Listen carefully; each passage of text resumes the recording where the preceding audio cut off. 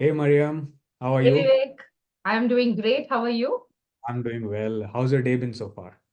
It's been a fantastic day. It's a lovely sunny day in California, I can actually. see. I can see. It's a bit cloudy in Bay Area, but I think I'm enjoying the weather for now. I don't like too much of sun, so I think this Yeah, is it okay. is it is cloudy, but I like it. So same here. Okay. Okay. Ditto Yes, then. Cool, cool. But thank you so much for taking your time. I know we kind of met at the last weekend at the business conference and yes. had a great time chatting with you and your husband as well, Arun. I met him. And I wanted to pick your brains a lot more then and there, but we couldn't find the time at all. I am so sorry. It was such a hectic, packed weekend. We couldn't make time to do that. Absolutely. Yeah. So thank you so much for taking the time and sitting down with me. I really wanted to pick your brains, and I think this would be really helpful. So, Yeah, uh, thank you for having me. I'm excited to share a piece of my brain. So, thank you. We'll see. So I know I could have asked you a lot many questions, but I know about your time constraints as well. So I've kept it very sharp, pointed questions. Let's say something that sure. I really want value out of. So hopefully I can bounce some ideas off you as well. So we'll shoot it from there. Sure. Because you have had 2 decades of industry experience and you're working as a principal business analyst, which is a pretty big deal, right? At one point, did you really see that, okay, you need to start your own business now? Where did that come from?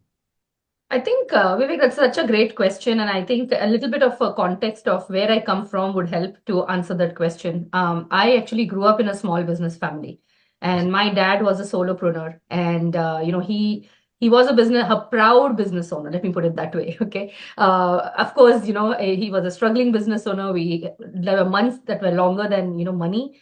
I saw a lot of hardships growing up. I saw those Saturday debt collectors coming to our door. Like I saw all of that or challenges of a business owner.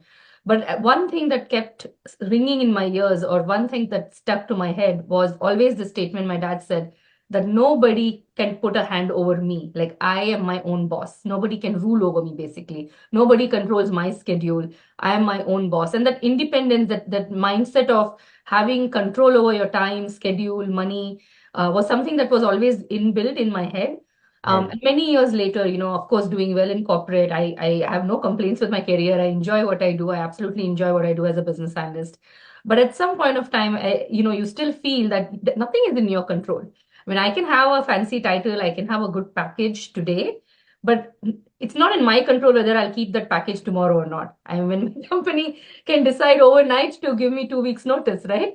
So Right. there's absolutely nothing in my control. So I think every professional, whether it's a high income or don't, it doesn't matter. Your income doesn't matter. What matters is you don't have control over your income. Somebody else could decide whether you have a job tomorrow or not. And if everything is dependent on, and I mean, where we live, how we live, what we spend on, how much we spend on, everything is determined by your income. Right. So for me, it kind of became very evident that I do need to start diversifying. I do need to do things a little bit differently. I do need to have a backup plan.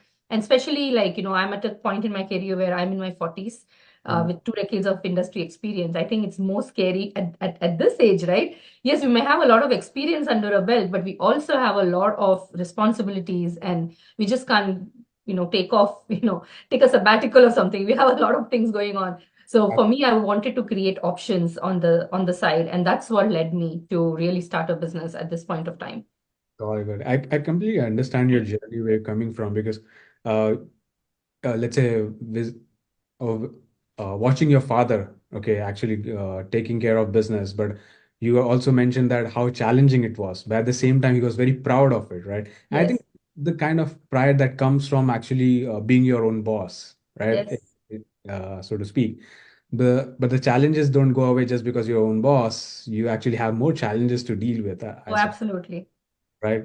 And even though career is a great way to actually go forward in life and really settle down and have some good choices, I don't think that suffices as like something that you as something that you can call as your purpose, I suppose, right? Absolutely not. I don't think we can, anybody, I don't know about others, but I definitely don't feel that my purpose is only working at a company.